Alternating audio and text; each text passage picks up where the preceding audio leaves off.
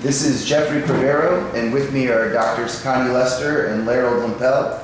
I'm conducting an oral history with Harold Lucas at the Lucas Center in Daytona Beach on Tuesday, November the 11th, 2025. Mr. Lucas, thank you very much for speaking with us today.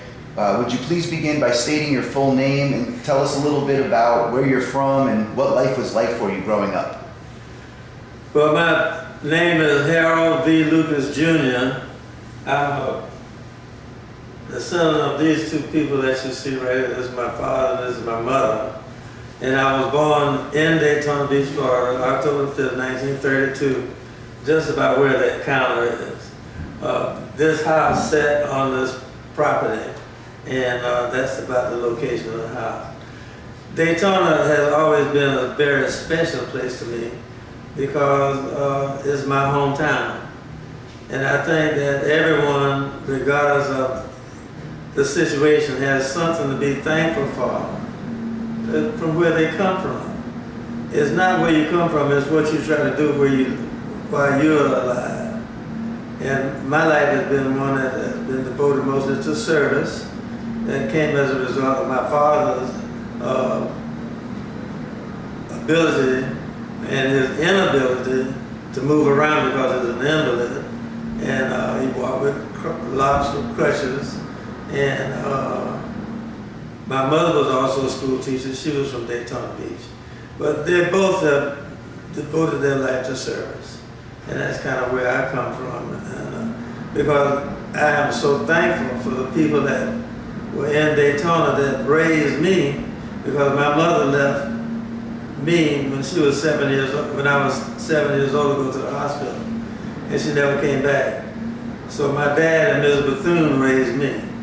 My dad came down to set up the first accounting system for Bethune. He was working on the campus at the time, and he was like Ms. Bethune's man Friday. Anything that she needed done, correspondence or whatever, he used to do that, as well as setting up the first accounting system for the school itself. I think I come off better answering questions because I don't really know what you want to know. And I got 93 years of history wrapped up in my head. If I start talking, I'll get off on tangents, and because everything is relative to me. Everything has its own spot. So I'll be happy to. Could you tell us a little bit about your parents? I know your mother was a graduate of Bethune. Yes. Right. My father was a graduate of NYU. He came down here in 1920. He was brought down here by Ms. Bethune, and Ms. Bethune found him through his brother, who was a bursar at Tuskegee University. And at that time, a lot of the universities and colleges used to go to Tuskegee for meetings. Booker T. Washington was there, and and all the other great people. So Ms. Bethune asked my dad's brother if he knew anyone that could set up an accounting system for her at her school, because it had become like, it was 1904, and it had developed from 1904 until then. And they were growing, so they needed a bookkeeping department rather than just an accounting system. And he said, yes, I know someone can do it. My brother can do it. He's working as a stenographer in the Woolworth building right now. This was 1918, that's probably 1918. And so Ms. Bethune and my dad met, and they agreed that he was going to come down and assume this position. So it was like heaven for him to come down, because he had been involved in an automobile accident and was paralyzed from his waist down, and he needed a warmer climate. So that was like a perfect match. Ms. Bethune hired him. He came down, and everyone thought that, well, he's going to go down there. He's going to probably die down there. He's not going to last long because he's a New Yorker, and all this stuff. And he came and he found paradise because of the weather and the position that he had, and the people were very receptive to him coming, because he had something that a lot of them didn't know about, had no idea of what could be done in a situation like that. So he set up the bookkeeping department, and that's the first part of the history. About 10 years later, he developed him being an entrepreneur and a person that couldn't sit still, even though he was somewhat paralyzed. He set up, and by this time, this house had not been built to its extent. But in the front room downstairs, he used to teach people from the city how to type and write shorthand. And the second little window right there was an office where he did a lot of mimeographing. He used to do handbills, they call them handouts now. He used to do church programs, he used to do wedding things. And all the people were glad that they could get this done, you know. The churches had their programs and all of that. And he sent, the first person that he sent to Washington, D.C. on a government job was a lady, her name was Alberta Wright. She was an 18-year-old student of his at this house, as well as Campbell Street School. He taught at the public school too as well, taught that typing. So when the Western Union came back that he had passed the test, that she had passed the test. Well, first of all, the guy looked all over Daytona. And he couldn't find but one Fulton Street. It was right the second street over here, from here. And he said, well, this is a black neighborhood. You mean someone from there passed the stenographer's test to go to Washington, D.C. to get a government job? And so he looked all over and he found it, and he approached her with the, I'm looking for Alberta Wright. She said, well, I'm Alberta Wright. She said, no, I said, this person passed the stenographer's test over in Orlando to go to Washington, D.C. She said, but as we speak, I'm awaiting the results of my test. And she said, well, this person knows how to type and write shorthand. She said, well, I know how to type and write shorthand. I'm the one that took the test. So he took her down to Western Union and made her write shorthand and type before he would give her the... Well, see, things like that happen.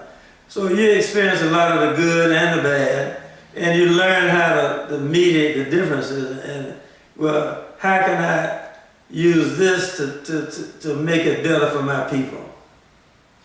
And that's what my dad did. And then he met my mom, who was a graduate. She attended the local public schools in Daytona. She was from White Springs, Florida, but her parents had moved to Daytona. And even though he was much older than she, they hit it off because she was desirous of helping people and being a stenographer and a typist and all that stuff. So there was a good match. And then a couple of years later, I came along. And then unfortunately, she caught tuberculosis and passed. She went to the hospital in Orlando.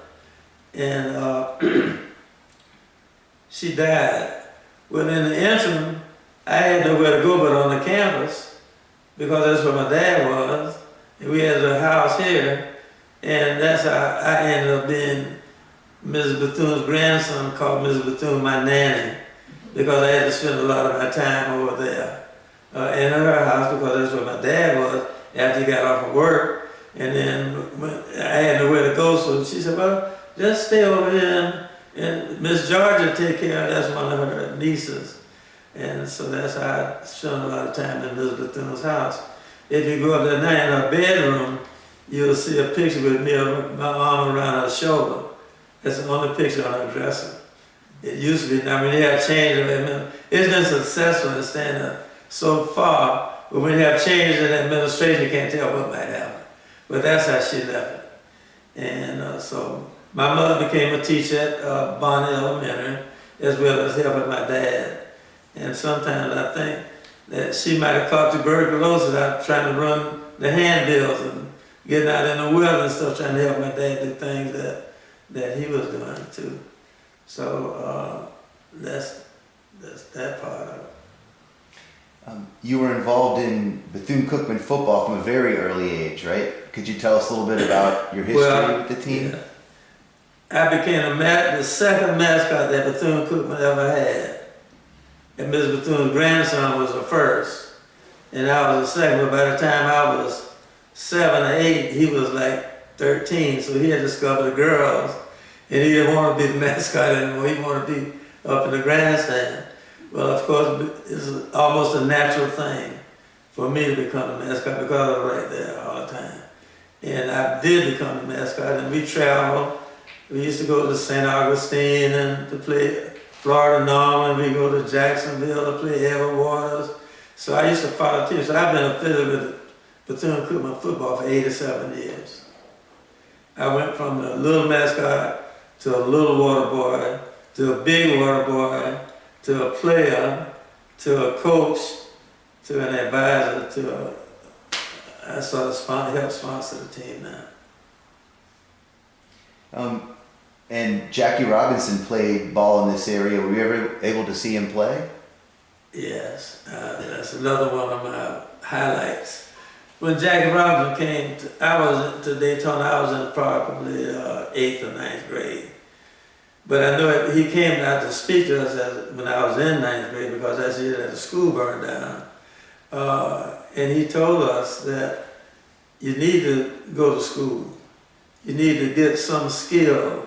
You know, there was a conflict back in the days of whether you want to be an educator or an electrician between the Booker T. Washington and the Frederick Douglass thing there. And we listened to Jackie talk because he told us that, you know, in a few years there'll be tractors and things that can do more work in a day than you can do in 6 months. So that's another reason for education. And if you want to make something of yourself. So that's what you're talking. But you talk about baseball. Jackie Robinson started out at Evansfield. I'm a Brooklyn, I know about Brooklyn, so I know about Evansfield too. But Jackie started here at Kelly Field. And this was the field that blacks used to use to play baseball on. But Branch Rickey, being the man that he was, saw the advantage of being able to come to Daytona because of what Mrs. Bethune the atmosphere that Mrs. Bethune had set up here. You see, Daytona has always been a different place. I won't say it's any better than anywhere, but it's a different place. You had a different atmosphere. You had Mrs. Bethune who had Rockefeller and Gamble and Mr. White of the White Sewing Machine on her board. That's another whole story, but you had talking about Jackie Robinson.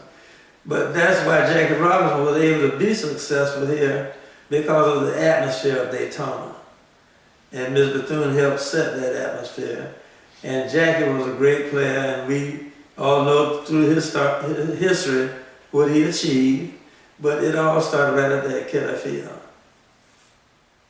How did sports shape your career from the early age on? Well, my dad was an athlete. In Brooklyn, I have a picture right now somewhere where in 1912 or 13 where he was participating in sports. I have some medals that he and his brother, well, his family was a sports family. Some medals that they won in 1906 and 1912, and so it went all the way from his experience to the other. I've always been interested in sports. Mrs. Bethune and I used to walk down and watch the football team practice. And that is another thing that instills sports in me. Mrs. Bethune likes it, so it must be good, you know. That's just a little sideline. But I've always been interested in sports, and I've always participated in sports in high school and college, and in the Army. And it's always been a motivational thing, I guess because of my dad's physical condition. And he used to, even because of his condition, he used to do dips and things every morning. So I grew up knowing how to do push-ups. And I knew how to grow up knowing how to do dips. And we had, in the house, we had a bookcase here and a bookcase here. And a real cup sort of thing across the top. I don't know what you call it. But we used to do pull-ups on that. So I've been doing pull-ups and stuff since I was able to do it. So I've always been sports inclined, and I was just fortunate that I could participate in it. But sports is another way of achieving some of the goals that you want, because you can get a scholarship and you can get into the pros and you can become an owner now of pro teams like Magic Johnson, those guys are. So it's something that keeps your mind and your body. See, sports, you have to use your mind and your body to play, so you keep them active and get them active from a younger age. And did you play some semi-professional football and baseball? Yes, I played semi-pro football with Daytona Beach Thunderbirds. That was a team that was here from like 62 or 61 to 65. Let's say that I led the league in kickoff returns in one of the years, and I played defensive back, and I played a receiver for when I said Negro League, I'm not talking about the Negro League that Satchel Paige and those played in. I'm talking about the little baseball teams that we had around here, that the field that Jackie Robinson started on. There were two teams that are called Black Cats. That was the first one. And they had the Red Wings. I played on the Red Wings. The Black Cats were a little before my time. But I played on the Red Wings. And we used to go down to, there's a town, Fellsmere. And we go down there to play, and one guy would have on a pair of pants, another guy have on a shirt, another guy have on one shoe, another guy would have on the other shoe. But they were all good athletes.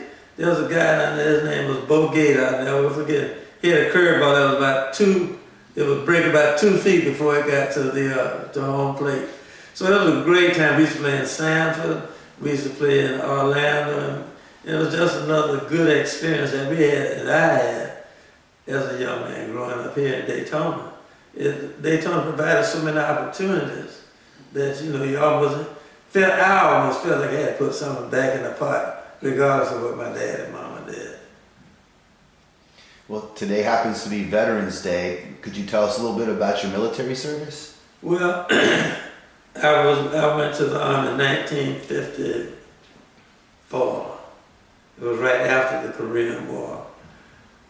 They were still cleaning up over there, but I was kind of hesitant about going right away. So I volunteered for the signal school. The signal school at Texas Tech, I was in Company 26, and it provided a 6-month course of study. One reason that I took it because you could type. You could do typing in the signal corps, and it offered a 6-month school. Well, after we did basic, we went to Texas Tech for 6 months.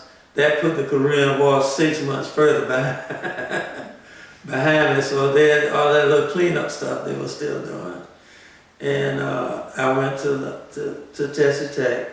I left there and went to Korea, and I was the only black in my company that was involved in the radio section.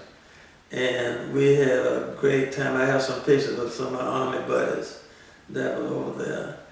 And I had a great experience because we went from, we landed in Busan, we went from Busan to Uijeonbu, from Uijeonbu to Tongkachon, and from Tongkachon back to Yeongdeungpo, and then I left and came back to the States. And when I came back to the States, they were having a sagebrush maneuver in Louisiana. And I got back just in time to get the company loaded up, and we went to Texas. And in Texas, I played football again with the Fort Hood Tankers.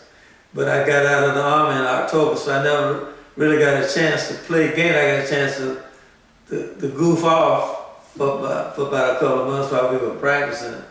And I got out just in time to come back to Daytona to a place where I never really played an official game, but I was on the team. And what were your experiences like teaching when you taught at the Florida School for the Deaf and Blind? Again, when I got back, I came to Bethune for a year to get a degree in physical education. It was already my minor.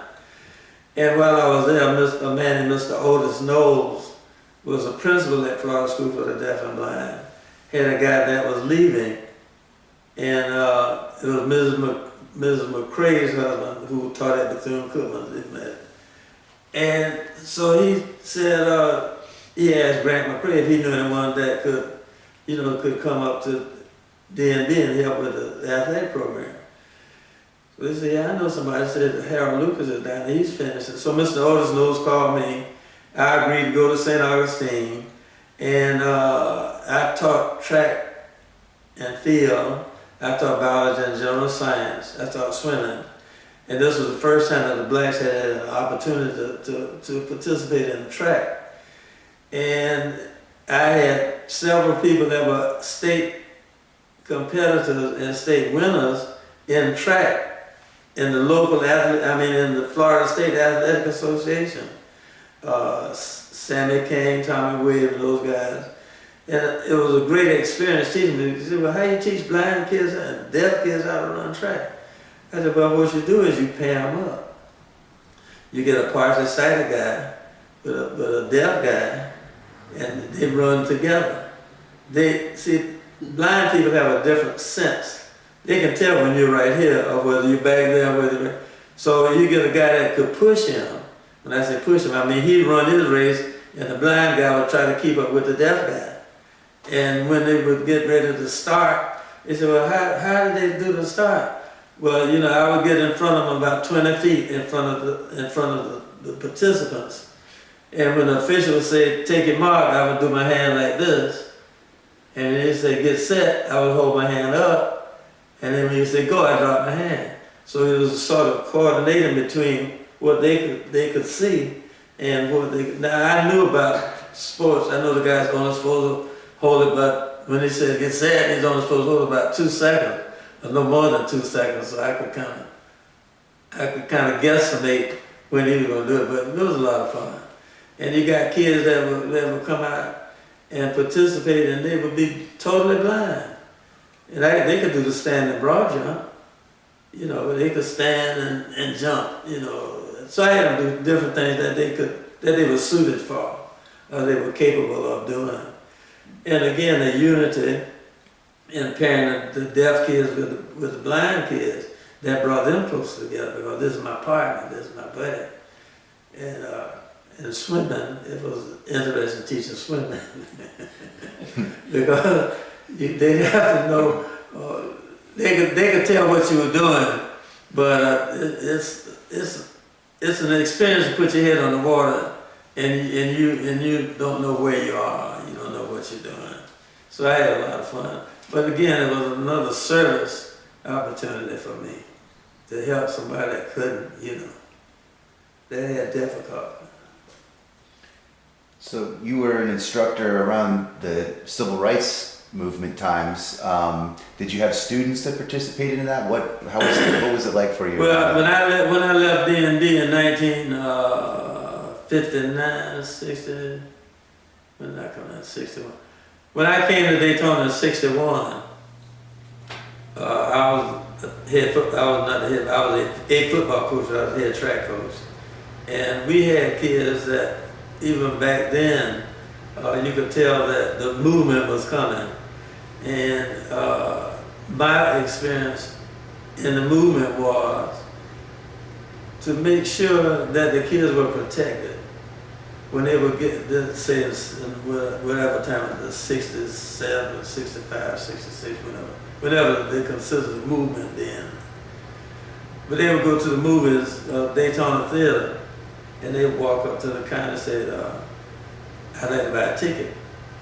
And the lady would say, we have the right to reserve who we want to sell the tickets to, and blah, blah, blah. So then the kid would step on them. So it got so that people would come down there and try to, they had little name tags and little banners on them, we shall overcome and all that stuff. And the guys would come and snatch them off. Well then, you can't mess with my children.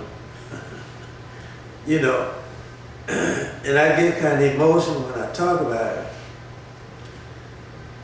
because when we would go down there, if someone pushed one of our kids, we'd jump right on them. they pushed them, we pulled them out of the way, so it went on it. But again, it was not as bad as it could have been, but because of Mrs. Bethune's influence. And I could never get beyond that because she meant so much to me.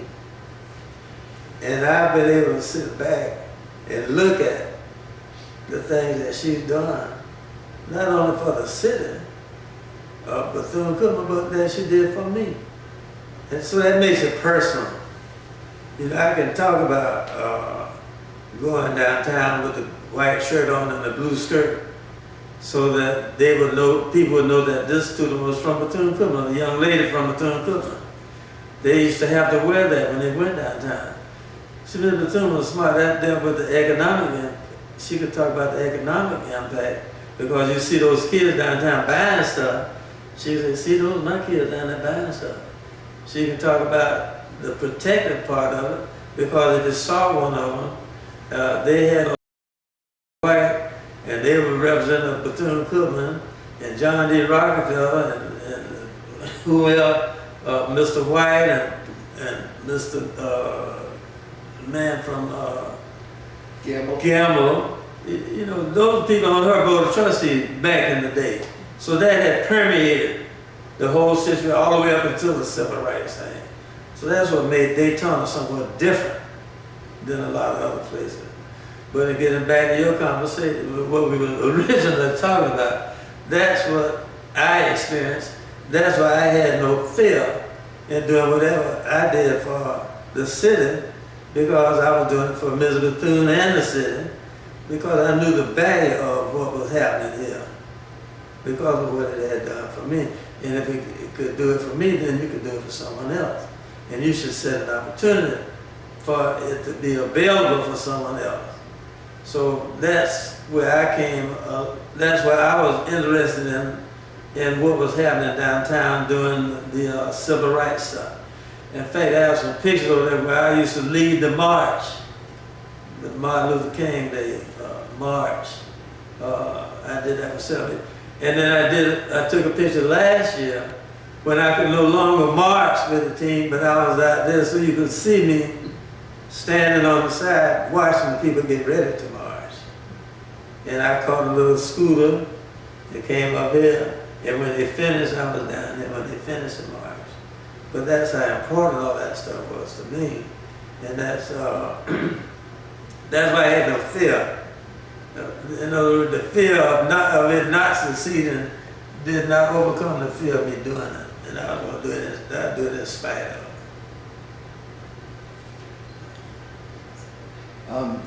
How did you end up being involved with the Freemasons and the Knights of Pythias? Did that have any effect on the way you were treated during that period?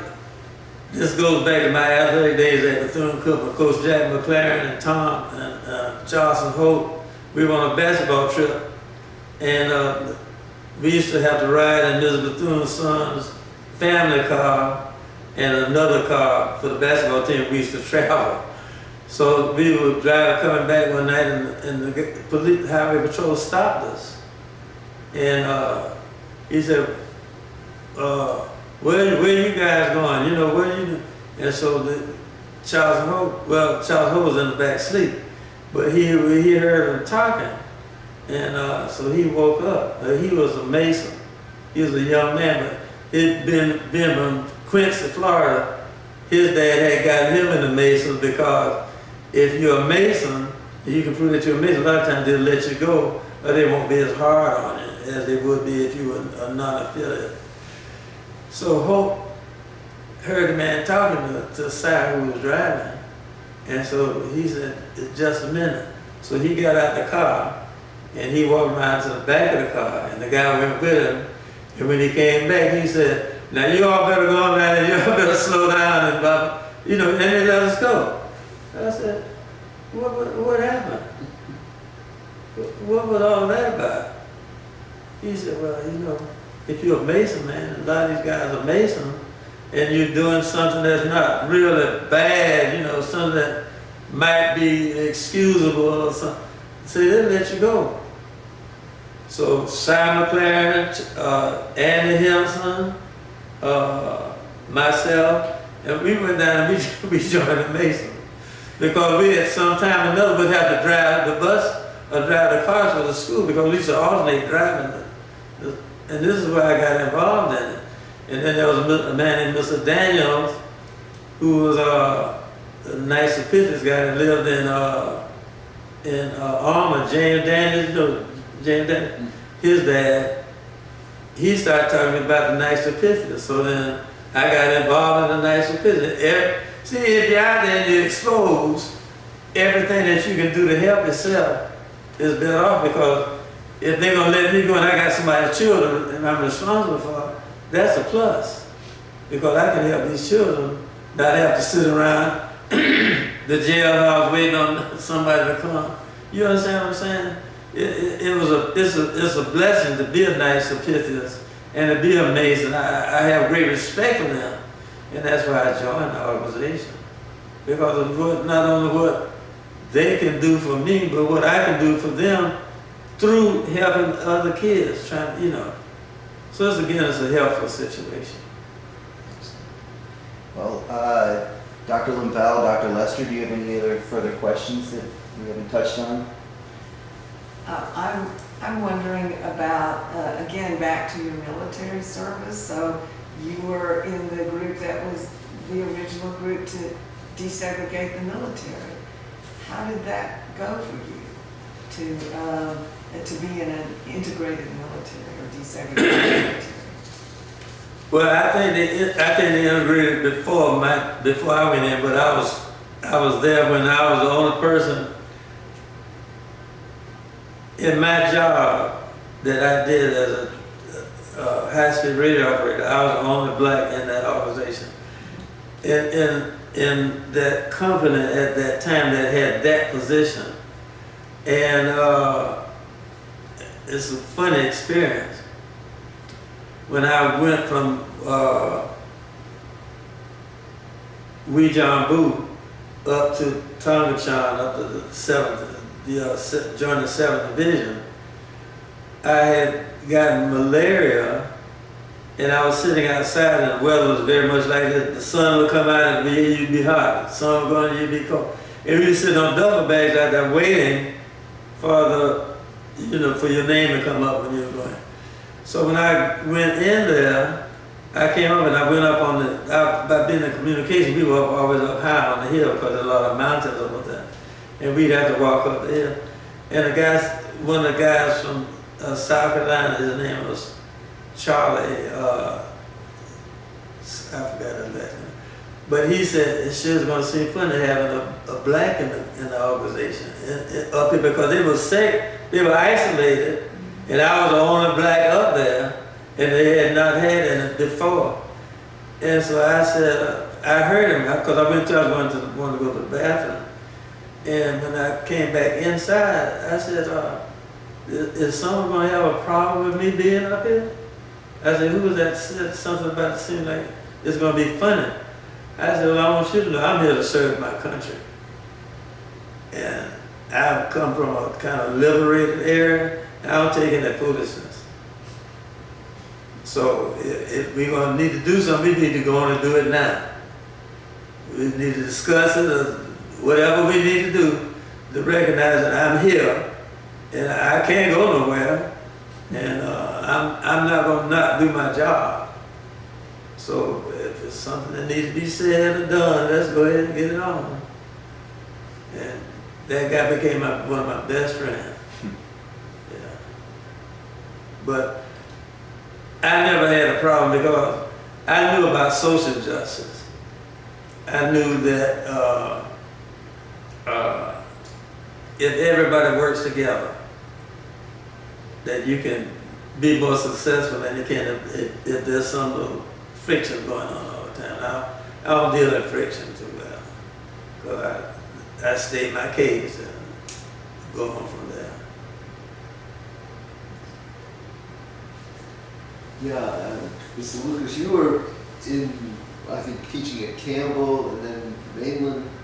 I was the president of Mainland. During that period when Campbell was the black high school, and then it became junior high and the We went to Mainland. integrated into Yeah. Mainland High School. This was in 1969. Can you tell us from your perspective how that integration process, how the How it worked good and out? bad things that happened as a result? Well, again, I was thrown in a strange position. At Campbell, I had become the head football coach. And I had been the head football coach for like 2 years. And then they took that away from me. So all my life, you want to be the head football coach and blah, blah, blah. And then integration came and they said, well, okay, you got to go to Mainland and, you won't be the head football coach anymore. Or you can be the co-coach. Paul Andrews was a great friend of mine, but he had a different approach to coaching than I did. Well, I knew right away that it was not going to work, like it was not going to be good for me. And I can't tell how far anybody else would go to be neutral or to be commensurate, to help out. But I know how far I go. And I go how far it takes to make things right, from my perspective. So when we went out there, I told, Jackson Red had made me head football coach, and Jackson Red was the associate principal at Mainland with Mr. Wellsham. And so I told Jack, I said, well, Jack, I don't want to be the head football coach. I don't want to be co-head football coaches. But they had co-band directors and co-this and co-that and all that.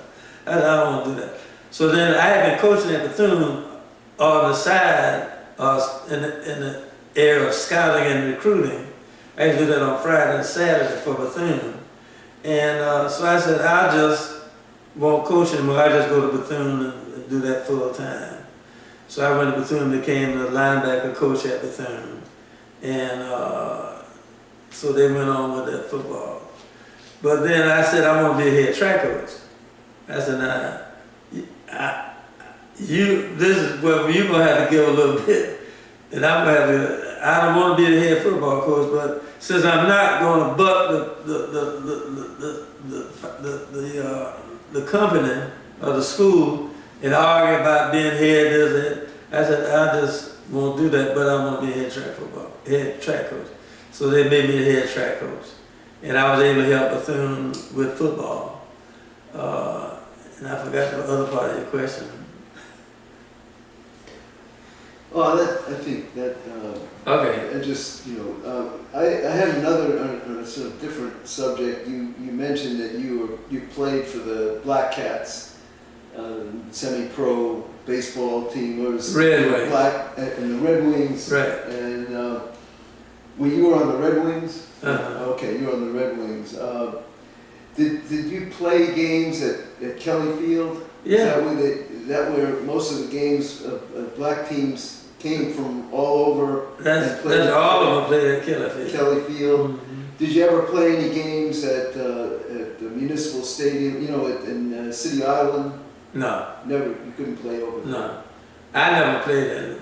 Eventually, I don't know, but I never played there. Okay, but did some black teams? Well, I think the Black Cats faded by the time the Red Wings came, and then the Red Wings faded by the time Jack and those came. So it was just they never tried to play up there. I don't think, from my memory. But you had a lot of teams from different places around the country come to Kelly Field. Around Florida. Around Florida, yeah. And Black maybe teams. some parts of Georgia, like Savannah or something. Did they ever have black teams play white teams at Kelly Field, do you know?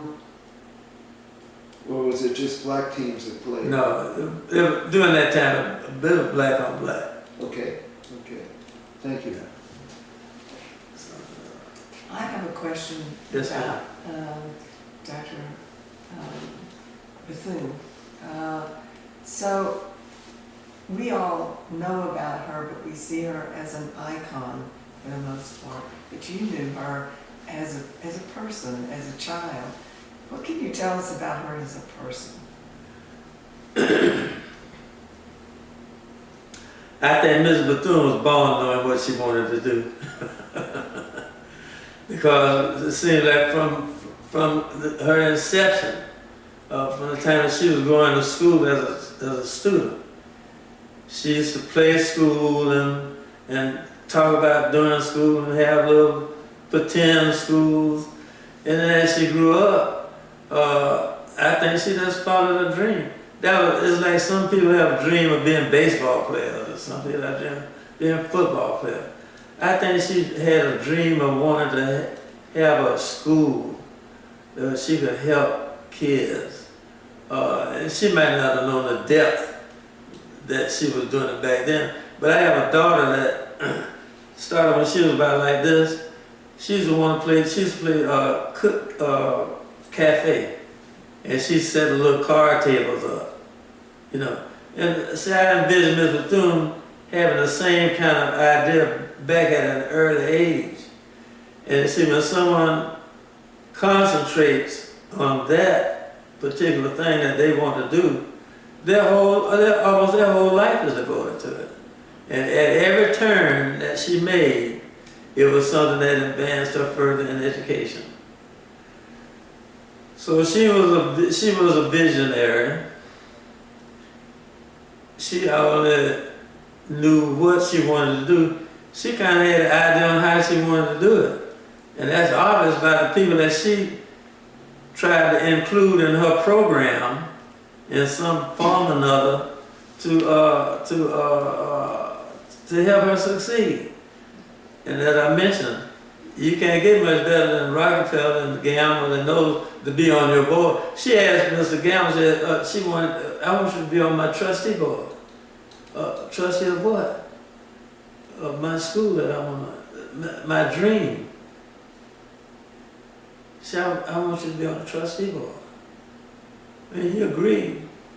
Well, if Mr. Rockefeller would have walked down the street and said something to black, white, green, or whoever, if they knew who he was, he demanded a certain amount of respect and a certain amount of letting him have his way.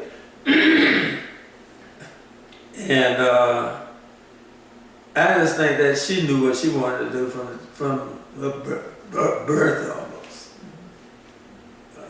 There's never been anyone in my life that I felt that knew more about what they wanted to do and did it than Ms. Bethune, except my dad. And he was doing it under adverse conditions, and she was too. Yes. There are all these stories or anecdotes about Mrs. Bethune, stories about things that she did and things that she said to people. Do you have any specific incidences that you remember that kind of stick in your mind as being reflective of who she was? Yeah, I can. One of Ms. when I used to walk with her, because by me hanging around, every time I would see her, I would go, hey, how you doing? I'd walk along with her. And she had one thing about Bethune, and this is a point that's very important to me. She said, Harold said, see that piece of paper over there? So go there and pick that up for Ms. Bethune. Because you see, school is run on donations. And if somebody go by and see one little piece of paper, they might be coming out to give us some money. And they see one little piece of paper over there on the ground. They say, well, I will give them some money, but look at all that paper on the ground. That would be their out. She looked for ends, not outs. See, she looked for ways to bring people in. And she would do everything that she could to keep them from being out. She was just a very inclusive person. And that's one thing, and every president, and you can check, every president that has been on that campus since Ms. Bethune left including President Moore. You can't check him, but you can check the one that's up there now. I told him, Ms. Bethune said, keep this campus pretty, because we run on donations and contributions, and if someone was to see a piece of paper on that, I told him exactly what she said. I even told the one that's up there now. I told him that. He said, I'm gonna do it, I'm gonna do it. He said, I understand. But that's always stuck in my mind about one of her favorite things. It was a pet peeve, but it was also one of her favorite things in telling people. Make your surroundings look good. You know your position. You know what you need. Make it look good. That's kind of why I built this building. I built this building to house some of the things, but I'm gonna try to keep it looking good. My yard man was here last Thursday sometime. But you have to get something, you have to give something. To get something, you have to have something.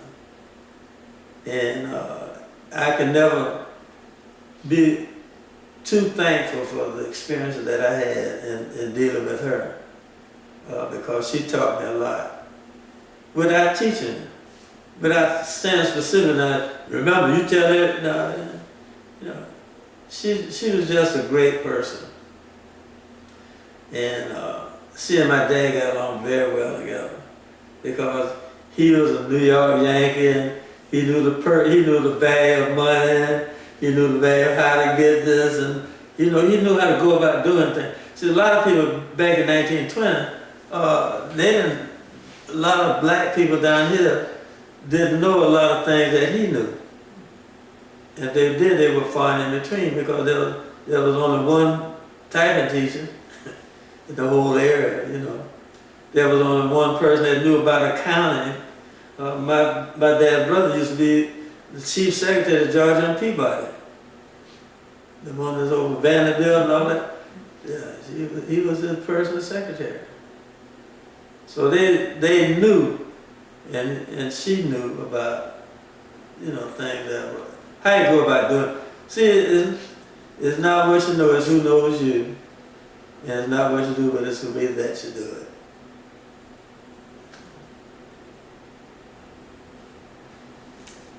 So, Mr. Lucas, thank you so much for sharing your time and speaking with us. Do you have anything else you'd like to add or expand on? Do you have any final thoughts before we wrap up? No, I just hope that we realize sooner than later that we all have to get along. Well, in some cases, you all have to try some people don't even try to get along. But at least you got to try. And the sooner we do that, the better off we'll be.